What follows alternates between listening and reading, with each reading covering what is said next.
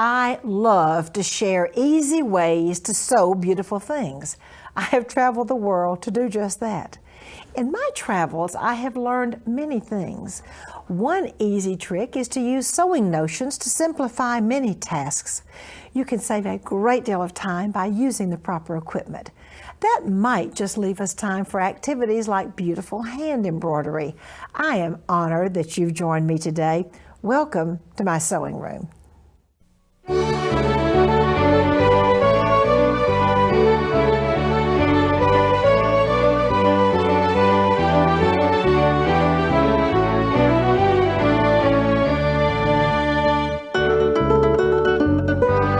I'm so happy to have as my guest today Phyllis Dobbs of Phyllis Dobbs Art and Design Studio. She is also a representative of the Warm Company. Phyllis, welcome to the show. Thank you, Martha. It's fun to be here. Let's have so much fun with this apron. Now, Phyllis, everybody tells me that aprons are one of the hottest things to sew and have fun with. Have you found that to be true? Oh, yes. Also? Aprons are a really hot fashion statement right now, and you can do them in so many beautiful designs and colors. And actually have fun using your stash too. Right, yes. You can do a good bit of quilting on an apron. All right, now look, I am so excited about this cute little, the applique. And Phyllis, I love applique. I have always loved applique. You've got your little bird and the little bones down here. And I know you have a really easy way to do applique, whereas my mother, some of you will remember this too, my mother, when she did applique when I was a little girl and a teenager, she used paste and water and put it on the back and then had to wait for it to dry, and that held the applique down, and then she zigzagged. But I think we have a much easier way. Oh, yes, much easier. This is a double-sided fusible adhesive web, and it has paper on both sides of the web, so you can peel the paper apart, and then when you get to the second stage, you peel the other paper off. So it just comes apart real easy. Can I tell you a little secret? You're going to laugh. I get that sometimes in strips, and when I travel, and if your hem comes out, you just put it, it's a magic hemming machine, and even if a slit comes in the side of your seam, you can put a little piece of that and just give it a little steam, and guess what? Instant repair. Right, and it works much better than Scotch tape for repairing your clothes. And if you don't have a needle and thread or a sewing machine, that is magic stuff. It's wonderful, yes.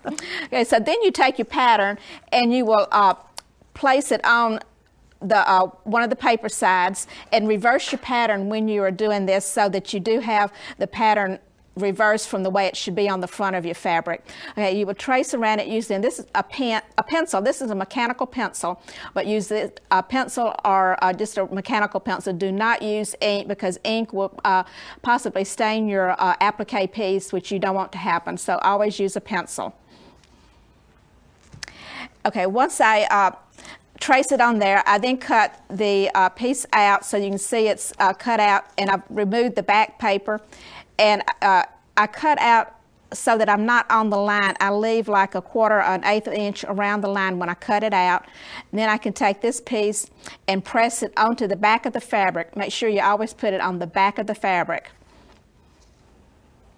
Okay, and here's the piece I've cut out. This is the bird, and you can see the wing is separate, and it's going to be just fused right on top of that together as one piece, just by pressing it with a steam iron. You do need to use steam, and just press it right onto the fabric.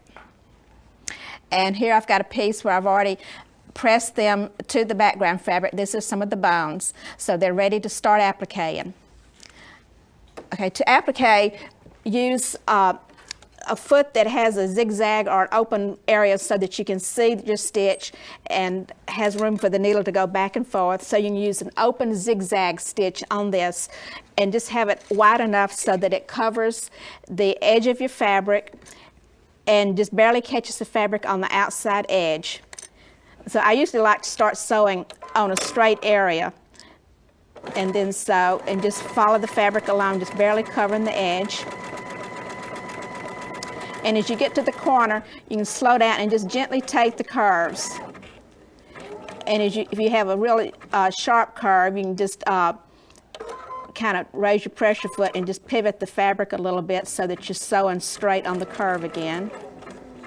And just kind of take it easy around the curve. And I'm going to raise it again and pivot it, because you don't want to have the fabric pucker from the appliquing. The reason you can use a zigzag or open zigzag stitch on this instead of a satin stitch is because this web holds the applique piece to the fabric very securely and tightly so that you don't have to have a solid satin stitch to go around the edges. It makes it easy and fun. And oh, I'm yes. telling you, Phyllis, easy and fun is what sewing is all about today. Sure and is. creativity, too.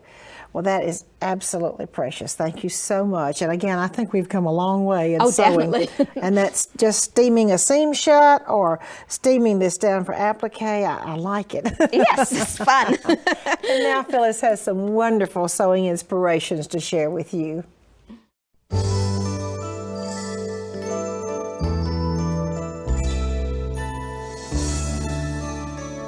Phyllis, I think I've told you how happy your quilts make me.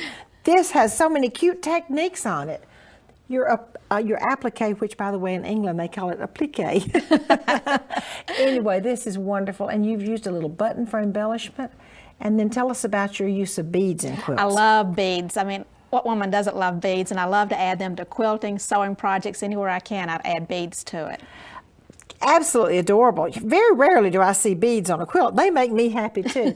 And then you've put more beads on your little applique flowers here, and little beads on your now what is that, a dragonfly? Dragonfly. Oh, I thought it was a dragonfly.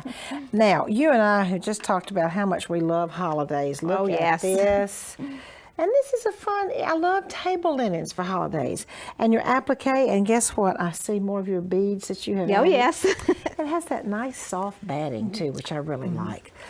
Now, once again, you have done so much fun with your applique and with beads. And do you use a lot of rickrack and trims like that? Yes, I do. Is it easy to find? Do you use cotton and polyester, or just the cotton rickrack? Usually just some simple cotton. You can just, it's easy to sew on, just sew straight down the center, and it's just wonderful. It gives a really good embellishment. I just love applique. And here's another one with the butterfly and beads on it. This is happy. All right. And then, I love the applique heart, which you took it straight out of your design. I'm sure this is one of your fabrics too. Took the heart out of the design and did your applique on the towel. Oh, you just do such pretty, and I love your colors. And then this absolutely adorable, looks like we have Easter now. Oh yes, it's another holiday. You and I love holidays. Oh, how adorable for Easter with a little bunny. And once again, your embellishment. I really like that three-dimensional look. It just adds so much to a quilt or any sewing project. I think it does too. Phyllis, thank you so much for being here with me today. And now I have a real fun project that is so easy.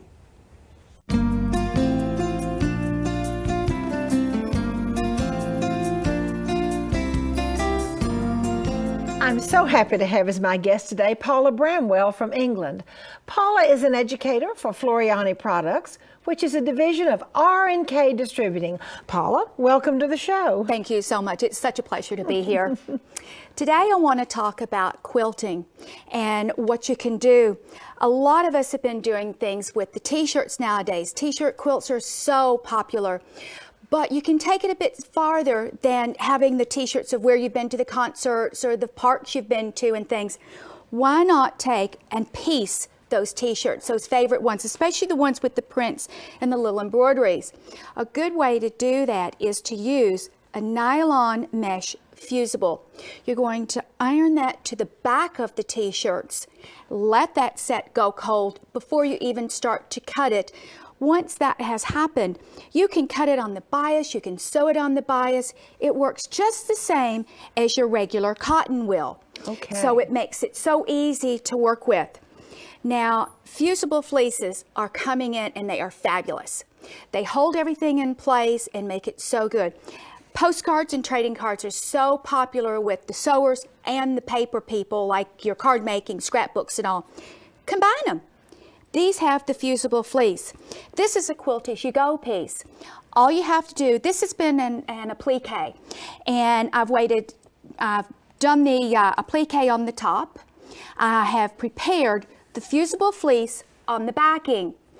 All the embroidery is done until I get to the outline. Once it's ready for the outline, you take that prepared fleece and backing, just barely lift that embroidery frame up, slide that underneath, finish it off, and there is your quilt as you go. Oh, Saves my. it so easy. That's fascinating. This is another fusible fleece. It just makes it so easy when you're doing your quilting. It holds everything in place. The last thing I want to show you is a paper piecing. This is a water-soluble printable sheet. Put your pattern through your printer, your home printer, cut it apart. All you're doing then is stitching your paper piecing. These show you the different squares here. Once you see that, this is this square finished. All you have to do is peel these off the back. And then, Martha, just behind you is another paper pieced wall hanging. That is so pretty. I love the way the colors. And that was done with the easy way that you've just shown us. It makes it so simple, and it just tears so easy. Paula, thank you so much. It's been my And pleasure. now I have an antique technique to share with you.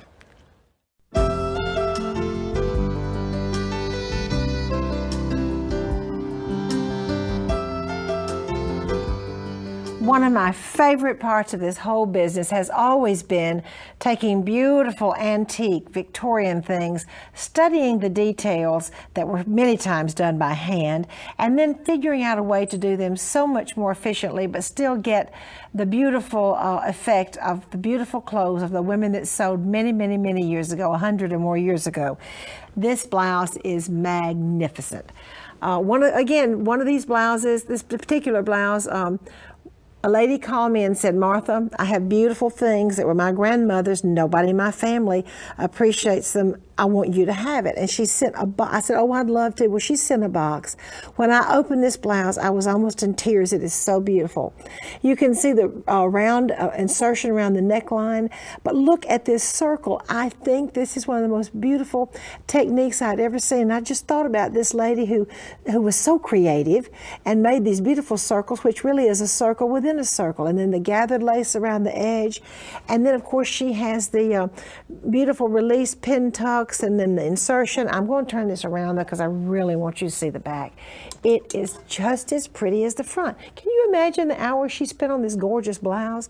And the original buttons are still on the blouse. But look, these little circles that has a circle of lace and then an outside circle of lace and then the edging. Now, I'm going to show you how to do that the easy way with today's modern sewing machines and things like wash-away paper stabilizer, which makes it easy.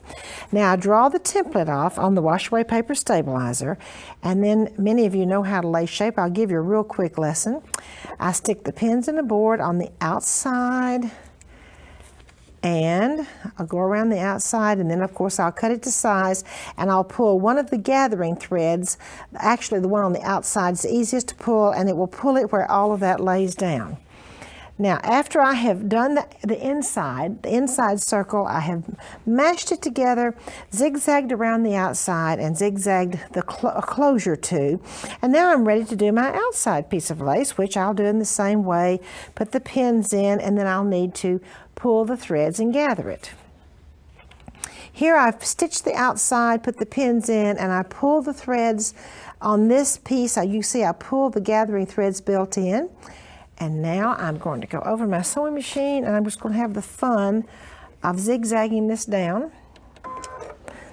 Here we go. Now my zigzag is a 2 width and a 1 length. And you just simply go around and you attach it. I just love this wash-away paper stabilizer. You're going to see why I love it in just a minute. This makes the whole thing extremely easy. All right, I'm just going to stop so I can show you the rest of the technique now. Then, after you get all of this sewing done, I've made my inside circle. Then I'm going to trim away the wash-away stabilizer, wash-away paper stabilizer. Remember, this is going to all wash away too. And now then it's time to apply this beautiful circle to the blouse fabric. Now you see I've still got my wash-away paper stabilizer back here. And then I'm going to zigzag it one more time when I get ready to put my gathered lace. Now the gathered lace has the lace has gathering threads, so I want to pull the gathering threads, but I will tell you, separating them where you can zigzag it on the machine and hold everything together is sometimes a little bit complicated. And if you'll use something that looks kind of like tiger teeth, like a tiger tape, after you get the laces separated and gathered and exactly the way you want it, if you just stick that tiger tape, which was really made for the quilting industry, but believe me, we use it in heirloom sewing, and then you can butt your laces up. As you can see what we've done here, you butt that lace up and you zigzag it to the circle, and then after it's all done, you will take away your wash away stabilizer and actually it will wash away, and then you cut away your fabric from behind, making this beautiful technique. I want to bring this over here one more time. I want to lay it down so you can look. Oh, let me turn it around to the front. I want to lay it down so you can look at it one more time. Is this beautiful or what? And you can see that you kind of have to smush. If you use a wide insertion for that center, you have to kind of smush it down. But actually, when you make a little bit bigger circle, all those gathers that you pulled in can really be pulled apart. Isn't this beautiful? I just wonder what occasion that this lady about 100 years made this for, but I surely do know one thing. She was very creative. And now I have some beautiful hand embroidery to share with you.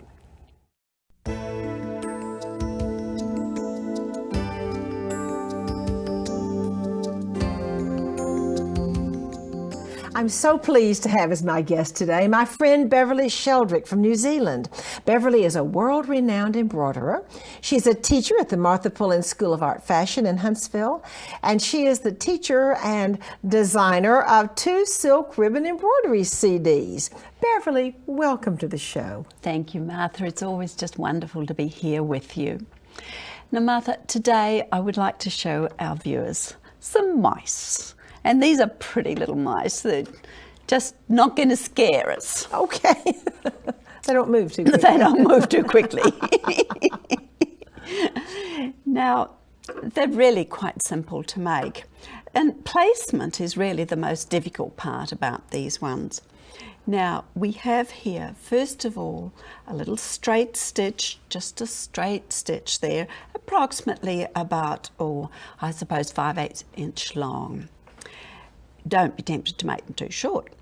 Now, you will also see here that I've put in the ear. I've put it in a slightly darker colour than I would normally, just to make it easier for the viewers to see it. So we've got this little ear there. He's just pointing forward because he's a bright little mouse. Now, the next thing I've done is I've given him a nose. And this is just a French knot. And it's just sitting there at the end there looking perky. Then we have his eye, and again I've taken, this is just a French knot, and it's been done in a single strand thread. And you can see here, but last but not least, he needs a tail. So this is just a tight little stitch done here with a short stitch. It's the stem stitch there. And then you will see that I've got some feather stitch here and a few funny ones there, and we'll talk about those in a moment. So here we are. Here's our straight stitch there, no twists or turns or anything, just a perfectly plain straight stitch. Then you will see I'm going to give him that little ear. So I've got it coming up approximately, I suppose, about 1/8 of an inch back. And I'm going to put my needle in there, and I want him to be perky, so I've got him going forwards, and it's just, as I said, a ribbon stitch there, and we'll take him through, and there he is. Now the next thing that I'm going to do is I'm going to just slide that a wee bit. I'm going to give him a nose, and it is just, you can see I've got 2 strands of stranded cotton here. I'm just going to give it couple of wraps, and I'm going to just put that at the end there like that. Just make sure that it's sitting firmly on the ground before we take it through. So there we are, so that it's sitting exactly where we want it to sit. Now the next thing is we're going to give him an eye, and you can see the eye comes just in front of where the ear is.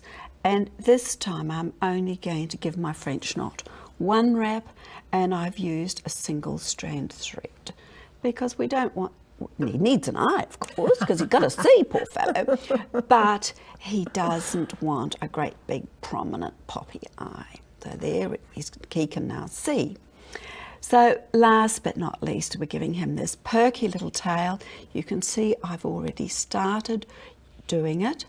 And the secret here is to do just a very short stitch so that you get a nice even curve when you go around. So I'm just picking up just that little short stitch.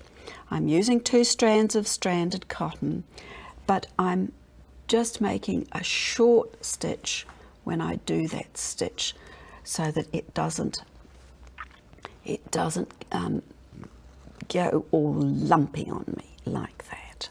So there we are, and we'll keep going from there. And now I just want to spend a moment, Martha, talking about this feather stitch. A lot of ladies have difficulties with feather stitch, getting it even.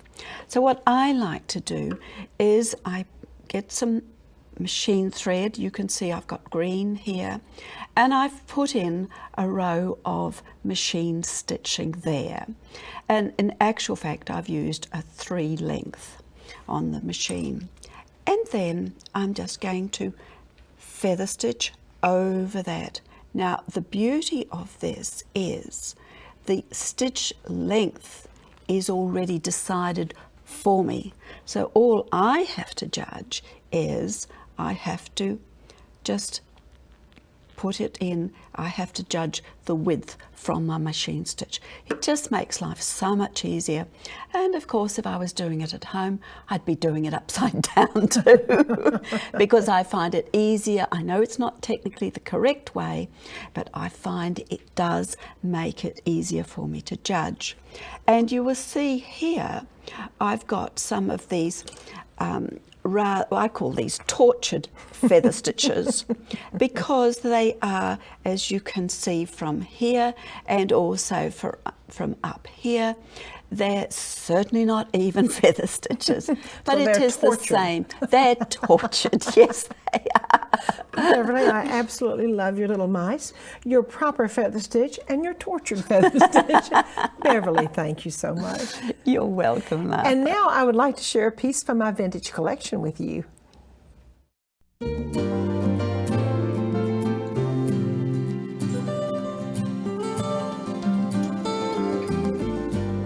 I got this beautiful netting dress in London. I'm not sure which flea market, but it'll be okay. We don't have to know that. It is so pretty. It's very simple, and it is the cotton netting, and this stuff wears like iron. It'll probably last another 100 years with no problems. It's very much a 1920s type dress because it's simple. It has no high neckline. You know, usually we have necklines that would choke us today up to here, but this has the lowered neckline, really pretty with the sailor collar. Some beautiful embroidery and entredeaux. And if you will look at the skirt of the dress, it's very interesting, and I feel kind of sure that she wore a beautiful sash of some kind over this, because this is kind of clunky as far as the construction goes. But the skirt has a couple of panels. It's a little bit interesting made. 2 layers of netting going down. I want to show you the bottom of the skirt. It's really pretty. It has insertion, embroidered insertion, netting ruffles, and then we have another panel, once again with a beautiful embroidered insertion, netting ruffle. And wouldn't it be great if this lady had had a serger to finish her ruffles with, but she didn't. She had to roll and whip them by hand. All right, now I'm going to turn to show you the back. I told you it was a very tailored dress, very much the sailor look of the 1910. Anyway, see the pretty sailor collar with just insertion, entredeaux. It's very simple, exact repeat of the skirt in the back. Except, you know what? There's a little feature I want to tell you about. It has a train. So this dress actually was a little bit longer in the back. I just think the creativity of these ladies was incredible. But I will tell you a little secret. The creativity of these ladies in 1910, 1850, 19 whatever are no greater than the creativity of you sitting right there And I just want you to know that I appreciate your creativity. Thank you so much for joining me in my sewing room today. I'd like to invite you to come back next time.